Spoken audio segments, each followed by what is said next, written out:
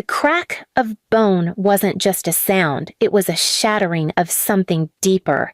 My father's fist, heavy and deliberate, connected with my jaw so hard, I swear the room tilted. The taste of iron flooded my mouth instantly, and my knees buckled before I could even think of staying on my feet. I landed hard on the kitchen tile, my palm slipping in a thin smear of my own blood. My ears rang, drowning out my own breathing, but not enough to miss my mother's voice. She didn't gasp. She didn't rush over. She didn't even flinch. She laughed a sharp, cold sound that made the hair on my arms stand up. "That's what you get for being worthless," she said, stepping over me like I was a piece of trash left on the floor. "Maybe now you'll learn your place." All I'd done was ask why I had to clean the entire backyard when my brother Kyle was still lying on the couch scrolling through his phone. My exact words, "Why can't he do anything around here?" had apparently been talking back in my father's language. Please subscribe to our channel and tell us in comments from where are you watching this video. Kyle, of course, smirked from the doorway. He was 24, jobless, and somehow the crown jewel of the family. Dad called him the future of our bloodline. I called him lazy, spoiled, and exactly why this house was hell to live in. "Get up," my father barked, towering over me. "Or do you need another lesson?" I tried to stand, my jaw throbbing with every movement. I could barely close my mouth without pain. My voice came out as a muffled, "I'm fine," though it hurt to speak. "You'll be fine when you stop running your mouth," Dad growled. "Worthless people don't get to complain." Mom just poured herself a coffee, humming like the smell of blood in her kitchen was no different from burnt toast. "Make sure you finish the backyard before lunch," she said. "And clean yourself up. I don't want neighbors thinking we're savages." I almost laughed at that, the irony of a woman calling me worthless while her husband smashed my jaw, but I knew better. Humor was just another trigger in this house. Outside, the air felt thick, heavy with humidity. I gripped the broom tighter than I needed to, not because sweeping mattered, but because my hands wouldn't stop shaking otherwise. The taste of blood still clung to my tongue, my teeth aching from the impact. From the living room window, I could see Kyle watching TV, the reflection of the screen dancing on his smirking face. I knew that smirk well. It was the silent, "You'll never be more than this," that I'd been seeing since I was a kid. I was 26, old enough to walk away, but not free enough to. My savings were gone, borrowed by my parents for one of Kyle's failed businesses. My job hours had been cut, rent was impossible on my own, and the few friends I had left lived miles away. Every plan I'd made to get out had been sabotaged in one way or another. My car mysteriously broke down before interviews. My phone charger disappeared on days I needed to make important calls. Mom always said, "Maybe it's a sign you're not ready for the world." But that punch, the one that rattled my teeth and stole the air from my lungs, didn't feel like a sign to stay. It felt like the last straw. By nightfall, the swelling in my jaw had doubled. I pressed a cold spoon to it in the bathroom, staring at the stranger in the mirror. My lips were split, my left eye slightly bruised from the angle of the hit. I didn't look like someone who could fight back. I looked like someone who'd already lost. But I wasn't. Not yet. That night, while they sat in the living room arguing over what takeout to order, I sat on the edge of my bed and started planning. My hands still shook, my face still burned, but my thoughts were razor sharp. This time, I wasn't going to wait for them to break something else. This time, I was going to make sure they learned what real damage felt like. And when it happened, they'd never see it coming. By the next morning, the swelling had hardened into an ache that spread from my jaw to my temple. I could barely chew the piece of toast I'd forced down just to keep my stomach from turning on itself. Every time I opened my mouth, I remembered the sound of bone against bone, my father's lesson echoing in my head like it wanted to be permanent. But that ache had company now, a quiet, sharp thought that sat in my chest and pulsed every time I heard their voices. When I stepped into the kitchen, Dad was already there, sipping his coffee like he hadn't broken my face 12 hours earlier. Mom was at the stove, humming while flipping pancakes, the good kind she never made for me, only for Kyle. He was at the table, hair a mess, grinning lazily as he forked syrup into his mouth. "Don't just stand there," Mom said without turning. "You can pour juice for your brother."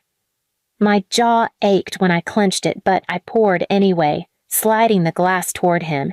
He didn't say thanks, he never did. Instead, he tilted his head with that familiar smirk. "Still talking funny," he said, mimicking my stiff jaw. "Guess Dad really knocked some sense into you." Dad chuckled without looking up. "She's lucky I didn't break more than her mouth." I froze there, juice still in my hand, and in that moment, something crystallized. This wasn't just cruelty, this was their normal, and if I stayed long enough, it would become mine. That night, when the house had gone quiet, I unlocked the old cedar chest in my closet. Buried under old blankets were 3 things they'd forgotten. I had my high school laptop, a set of spare house keys, and a spiral notebook. The laptop was slow, the screen flickered, but it worked well enough for what I needed. I started writing. Not a diary, not a confession, a blueprint, not just for leaving, but for taking something with me that they could never replace. The first step wasn't confrontation, it wasn't telling them off. It was invisibility. For the next few days, I became so obedient it was almost boring. I cleaned without complaint, ate in silence, even laughed at Kyle's pathetic jokes. I kept my eyes down when Dad spoke, never asked questions, never talked back. And it worked. They stopped looking at me like a threat. They stopped looking at me at all. But while they relaxed, I paid attention to the little things most people overlook. Where Dad kept his important papers in the desk drawer. The times Mom left her phone unattended to go gossip in the backyard. The way Kyle bragged about things he shouldn't, like passwords and bank details he thought made him sound smart. One evening, Mom left her handbag on the counter while she went to water her plants. I stood there, dish towel in hand, pretending to dry a plate, until I heard the sliding door click shut. In less than 30 seconds, I had her phone in my hand, my thumb swiping through her photo gallery, her saved emails, her notes app where she kept passwords like they were grocery lists. My heart hammered, but I didn't keep any of it, not yet. I memorized patterns, email addresses, connections. It wasn't just about getting dirt. It was about understanding how they moved. The more I learned, the more the plan evolved. Leaving them in ruins wasn't enough. I wanted them to feel exposed, vulnerable, small. 2 weeks later, Kyle came home bragging to Mom about how he was finally gonna make it big. He'd invested Dad's networking funds into some scheme with his friend Carter. I pretended not to listen, but I caught enough. A launch event, a rented venue, Dad's business friends invited to see Kyle's genius. That was my window. For the next few days, I lived in 2 worlds. By day, I was the silent, obedient daughter who never looked them in the eye. By night, I was piecing together a way to step into Kyle's spotlight just long enough to tear their whole image apart. I didn't want to hurt them physically, not like they hurt me. I wanted to hit where it would bleed the longest, their pride, their credibility, their sense of being untouchable. One night, as I sat at my desk, notebook open, the bruise on my jaw fading to a dull yellow, I realized something I wasn't just planning to leave. I was planning to erase the version of me they thought they owned. And when I was done, they wouldn't just lose me. They'd lose everything they'd built on my silence. The night of Kyle's big debut was lit like a movie set.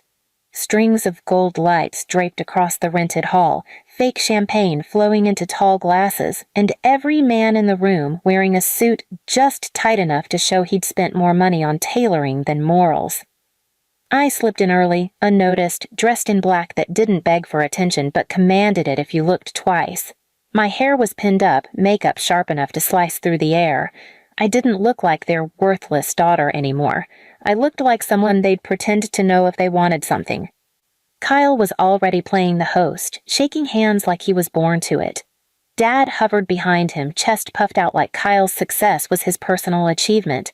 Mom, in a glittering dress, floated from conversation to conversation, dropping hints about how hard Kyle worked, while conveniently skipping over the part about where the funding came from. They didn't see me at first. I made sure of that. I stayed near the bar, listening, watching. The projector at the front of the room looped Kyle's logo and pictures of him working, all staged. When the speeches began, Dad took the mic first. "My son," he boomed, "is proof that hard work, discipline, and the right guidance will always pay off." That word discipline made my jaw twitch, but I smiled. Then Kyle launched into his pitch, pretending to be humble while bragging about his original concept and innovative approach. I let him talk, let him stack his tower higher, because I was about to knock it down. At the exact moment Kyle clicked for the video presentation, I stepped toward the AV table and slid the small USB I'd been guarding for weeks into the port. It took less than 3 seconds for my files to override his. The screen flickered. Instead of sleek promotional footage, the first photo that appeared was Dad's handwritten ledger, the one listing unofficial payments to Greece business deals. Then, a scan of Mom's private messages to a woman she owed money to, calling her a desperate beggar. Gasps started to ripple through the crowd. Next came a video clip. Dad slamming his fist into the wall and yelling, "You're nothing without me," his voice crystal clear. Then another Kyle mocking a disabled coworker in a parking lot. The room went dead silent. Someone in the back muttered, "Is this real?" And another voice answered, "That's his voice." I didn't look at them, not yet. I wanted them to feel it before they saw me. The final slide was a simple text file with one line, "Funded by stolen money meant for a blind child's medical treatment." That was when the noise hit sharp, collective, scandalized. Chairs scraped back, voices rose, and people began pulling out their phones. I walked toward the front then, slow and steady, the way you walk when you've already won. Kyle's face was bloodless, his mouth opening and closing like he'd forgotten how to breathe. Mom's hands clutched her clutch bag like it could save her. Dad was staring straight at me now, and I swear for the first time in my life I saw fear in his eyes. "You," he hissed. "Me," I said, my voice calm. My jaw didn't ache anymore. The worthless one. The one who doesn't talk back. People were filming now. Not for me, for them. To keep the story alive long after tonight. I leaned in, just enough so they'd hear me over the chaos. "You built this family name on cruelty. I just returned it to you. Without the polish." Then I turned and walked out into the cool night air, my steps light, the weight in my chest gone. Behind me, I could still hear their voices panicked, desperate as their empire cracked in front of every single person whose opinion they cared about. And I didn't have to look back to know. Their faces were as pale as the truth I'd just given them. Please subscribe to our channel and tell us in comments from where are you watching this video.